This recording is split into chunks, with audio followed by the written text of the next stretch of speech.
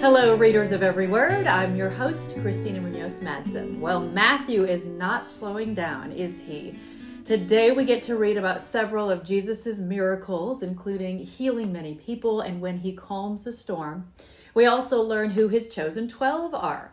I know you may know some of these stories, but I hope you're enjoying reading through them word for word.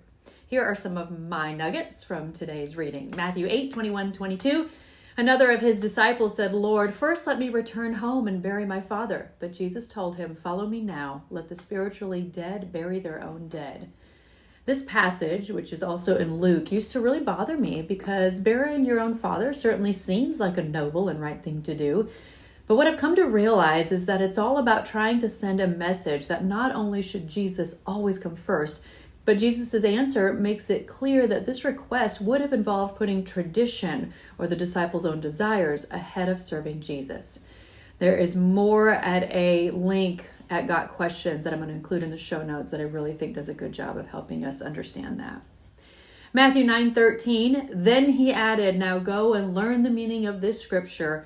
I want you to show mercy, not offer sacrifices, for I have come to call not those who think they are righteous, but those who know they are sinners." Boy, those are some very powerful words.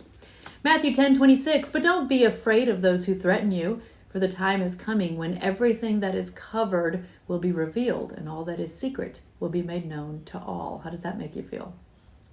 Matthew 10:28, don't be afraid of those who want to kill your body. They cannot touch your soul. Fear only God, who can destroy both soul and body in hell. That really is comforting, considering I had a friend who was murdered. Matthew 10:32-34, everyone who acknowledges me publicly here on earth, I will also acknowledge before my Father in heaven. But everyone who denies me here on earth, I will also deny before my Father in heaven. Don't imagine that I came to bring peace to the earth. I came not to bring peace, but a sword. Now that last verse is very confusing and hard to swallow. Am I right? Especially since Jesus is known as the Prince of Peace. And I really think Got Questions does a great job of explaining it. So I encourage you to click the link in the show notes to learn more about that passage. Matthew 10:37-39, if you love your father or mother more than you love me, you are not worthy of being mine. Or if you love your son or daughter more than me, you are not worthy of being mine. If you refuse to take up your cross and follow me, you are not worthy of being mine. If you cling to your life, you will lose it. But if you give up your life for me, you will find it. Ouch.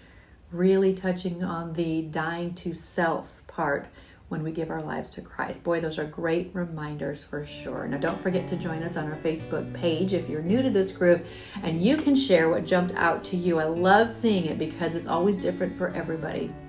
Next up is Matthew 12-15. Happy reading.